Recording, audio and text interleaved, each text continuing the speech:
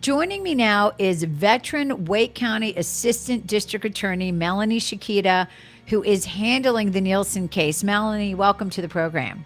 Hi, Amanda. Thank you for having me. So, briefly tell us about your background. How long have you been an ADA and how long have you been with Wake County? And I understand you're running now to be the District Attorney of Wake County. Yes, so I started in 1998, so this is my 27th year. I have always been in Wake County. Currently, I head the Special Victims Unit, which is a team of 9 people now who handle sex crimes against children, sex crimes against adult, physical abuse. Physical abuse against children, as well as child exploitation, like online solicitation. I am running for DA.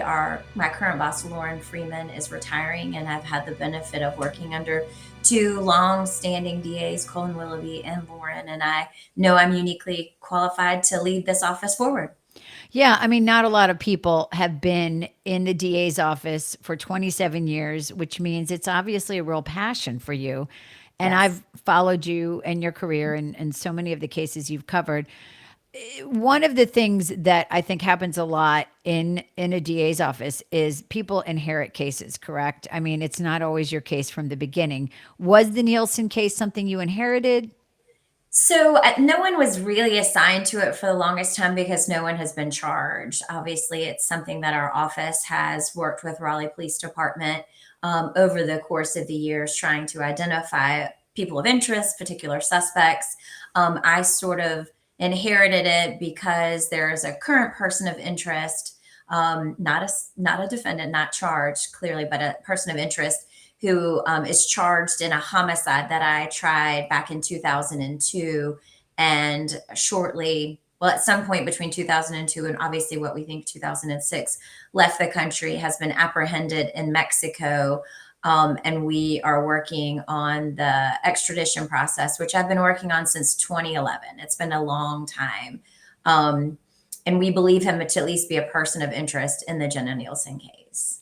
And I think one of the biggest things about cold cases is resources, right? Resources within the police department and resources within your office because you have new cases coming through the door every single day. Talk a little bit about how you balance that.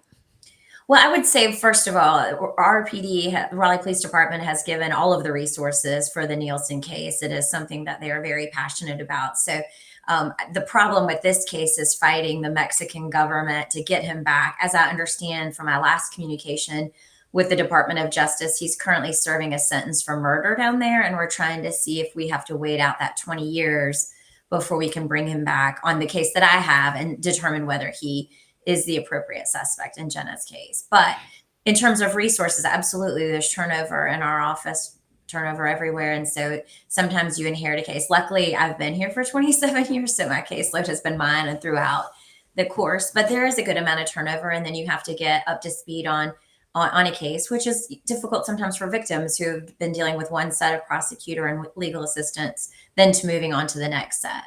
Yeah, and this family is just so invested. I've been talking to her father and her brother, and they're just so invested in getting this case solved. Does that make a difference to a prosecutor or to a team who's looking into a case when a family is really consistently saying, "Hey, what's going on?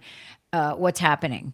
I'd like to say no. I'd like to say that we would treat cases the same, whether it's someone that's super invested or not. That the laws apply equally to anyone, regardless of their status. But certainly, sort of the old adage, "the squeaky wheel gets the grease," right? I mean, they have. I know the unfortunately the initial detective has passed away, who I know they were very close with, but they have assigned it to a new investigator who checks in with them. I think on the anniversary of her death every year. And I know they're frustrated, but they have definitely been involved. I would say from a prosecutor standpoint, it's easier to work with a family who's involved so that we make sure there's a good communication flow. But I've had, unfortunately, murder victims when there's no family members in the courtroom, but those people should be treated just the same.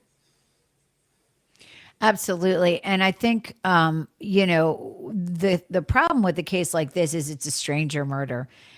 I know you always look immediately at the people close to the victim. That was done in this case. They were ruled out very quickly, including, the spouse, the father, the brother, any potential friends, boyfriends, anybody that could be, a suspect. And so when you have a stranger murder, you really have to widen that net. And that's what makes it complicated. There were so many promising leads in this case and they didn't pan out. Talk little bit about the difficulty, though, of course, of getting somebody back from another country, especially when we have the death penalty here in the United States, which other countries don't recognize and won't extradite if they think the person might face the death penalty. Well, my experience has been with two different countries, with Mexico. And if you want to bring someone back, you have to agree not to prosecute them capitally for the death penalty on that case. There was another defendant I had in a Middle Eastern country, and they won't extradite. So it just depends country by country about where. I believe it was Jordan, if I'm not mistaken. And so, it depends. There are some countries that are safe havens for defendants, and Mexico is just extraordinarily difficult because they have lots of rules and regulations to get them back. So we have the detainer in place. We know he's in custody. We're just waiting to see if we have to wait out the current sentence that he has, or I think there was some hope that they could bring him here if we don't get the amount of time that, and again, I'm speaking for the 2002 homicide. If we didn't get the same amount of time, then we would have to return them to Mexican custody. But again, I feel like every time we make a step forward, it takes another year to make some progress. And the difficulty, or I guess the potential here would be that there is some DNA from this crime. And if you were able to do a DNA test with this potential person of interest, there might be a match. Yeah. So, I mean, I think that if we can, I want to say when, not if, when we get him back, I might be far retired, but I know Raleigh will do everything they can to try and see if any of the physical evidence, any of the evidence matches this particular suspect. Do you believe this case will ever be solved? I hope so. I don't want to, would hate to promise the Nielsen family something that I can't promise. I know that there was a composite sketch that was done that looks similar to him, which is helpful. But I don't want to promise, but I'm certainly hopeful. And I know the Raleigh Police Department will do everything in their power to try to make that happen.